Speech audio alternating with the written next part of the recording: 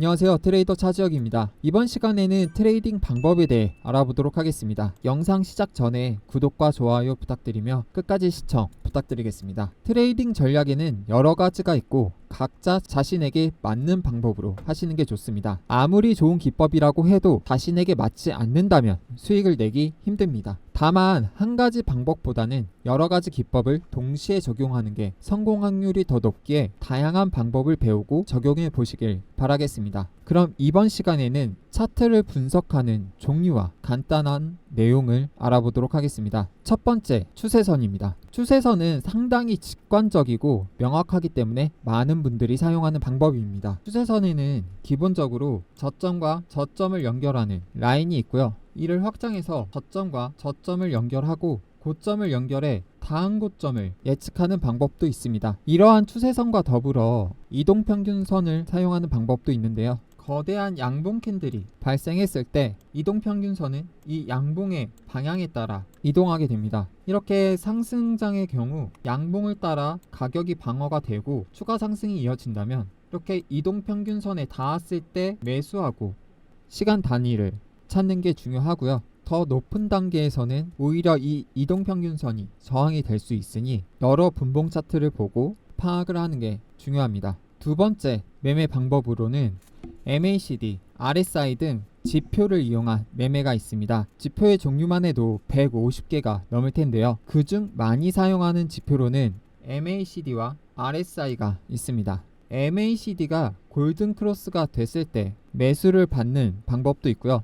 RSI가 하단을 닿았을 때 매수하는 방법도 있습니다. 가장 많이 활용되는 경우는 MACD와 RSI를 활용한 다이저번스 확인입니다. 다이저번스라는 것은 가격과 지표가 반대로 움직이는 건데요. 가격은 낮아졌지만 전체적인 지표가 반대로 상승했을 때 우리는 이것을 상승 다이저번스라고 부르게 됩니다. 이 시그널이 나왔을 때 한 번 더 크게 상승하는 여력을 볼 수가 있고요. 반대로 하락 다이저번스도 있는데요. 상승 다이저번스와 반대로 가격은 상승했지만 오히려 지표는 하락하는 모습이 나왔을 때 이것은 하락 다이저번스라고 하고 추세의 변화를 의미합니다. 이런 상승 다이저번스와 하락 다이저번스의 원리는 다음 영상에서 더 세세하게 다루도록 하겠습니다. 다음으로는 엘리어트 파동 및 피보나치가 있습니다. 1938년 엘리어트에 의해 나온 이론으로 상승은 크게 5개의 큰 파동으로 이루어지게 되고 하락은 ABC의 3개의 파동으로 발생한다는 게 기본 이론입니다. 이를 구간에 따라 첫 번째 상승 이후에 전체 크기의 78.6% 부근에서 저점이 만들어지고 두 번째 상승은 첫 번째 상승 기준으로 1.628배까지 오른다 라는 내용이고요. 그 이후에 앞에서 만들어진 저점을 기준으로 그 두 번째 상승 고점까지 연결을 했을 때 0.382배까지 지지를 받는다고 하면 전체 높이는 첫 번째 파동 기준 2.628배까지 오른다는 내용입니다. 다시금 이 전체 상승에 대한 조정이 이루어질 텐데요. 이 구간에 따라서 정확히 786 지지를 받을 수도 있고요. 이 상승 힘이 세고 하락 힘이 약해진다면 0.5나 0.628에서 지지를 받을 수도 있습니다. 두 번째 상승 같은 경우에도 기본적으로 0.382까지 지지를 받지만 0.236을 지지받을 수도 있고 하락폭이 크다면 0.5까지도 떨어질 수 있습니다. 이러한 하락폭, 조정폭을 기준으로 다음 상승을 예측하기도 하고요. 하락폭이 세다면 다음 기준까지 못 갈 수도 있습니다. 엘리어트 파동의 가장 중요한 것은 상승이 3번이 있고 이 마지막 3번째 상승 이후에는 하락 추세로 전환된다는 것인데요. 흔히 말하는 카운팅을 통해 지금 차트가 이 전체 구간에서 어디에 위치하고 있는지를 찾아내는 게 가장 중요한 부분이고요. 찾아낸 위치를 통해 앞으로의 방향성을 예측하는 용도로 사용하고 있습니다. 초보자들에겐 어려울 수 있지만 잘만 익힌다면 최고의 성과를 보여줄 수 있습니다. 네 번째로는 하모닉 패턴이 있는데요. 이 PRG라는 반전 구역을 찾기 위한 방법입니다.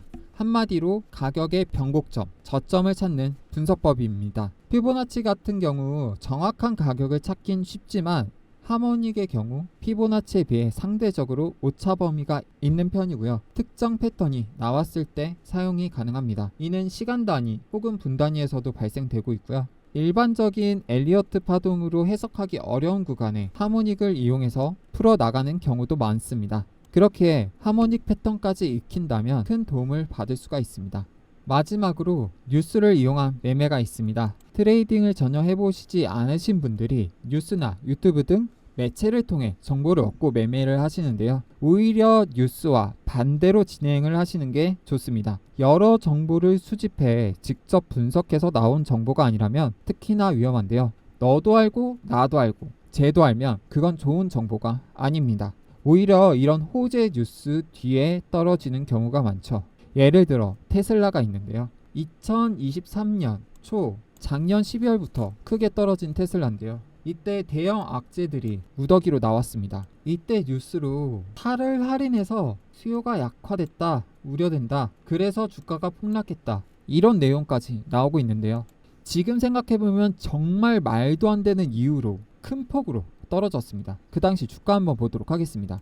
작년 2022년 12월 말 이 부근인데요. 지금 보면 엄청난 저점 같지만 그 당시 이러한 말도 안 되는 악재 뉴스와 하락폭으로 테슬라를 가지고 계셨던 분들이라면 엄청난 공포심을 느끼셨을 거라 생각됩니다. 하지만 이럴 때 전체적인 피보나치 분석과 악재 이유가 타당한가를 봤을 때 피보나치 관점에서는 0.786의 아주 좋은 자리였고요. 그리고 이 테슬라가 다시금 큰 상승을 이룬 뒤에 어느 정도 고점이 형성됐을 때 2월 중순 이 부근인데요. 이때 뉴스도 한번 보도록 하겠습니다. 2월 5일 한 달 새 2배 된 테슬라 ELS도 910억 원 발행. 아주 좋은 소식만 들리는데요. 이때 테슬라 관련 뉴스들은 다 호재밖에 없었습니다. 하지만 이 시기는 하락 다이저번스가 나와서 매도를 할 타이밍이었죠. 이제 이해가 되시나요? 이미 뉴스에서 떠들고 있을 때는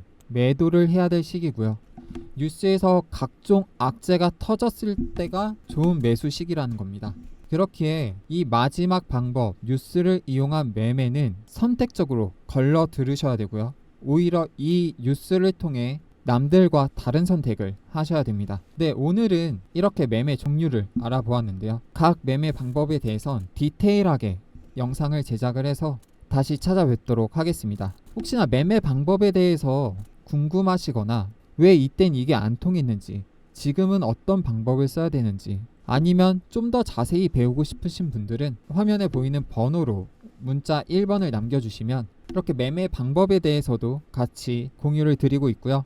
질문과 답변을 통해 조금 더 매매 실력을 키우실 수 있게 도와드리겠습니다. 서로 같이 소통해서 실력을 크게 키워나가는 기회가 되었으면 좋겠습니다. 이번 영상은 여기에서 마치도록 하겠고요. 다음에 더 좋은 정보로 찾아뵙도록 하겠습니다.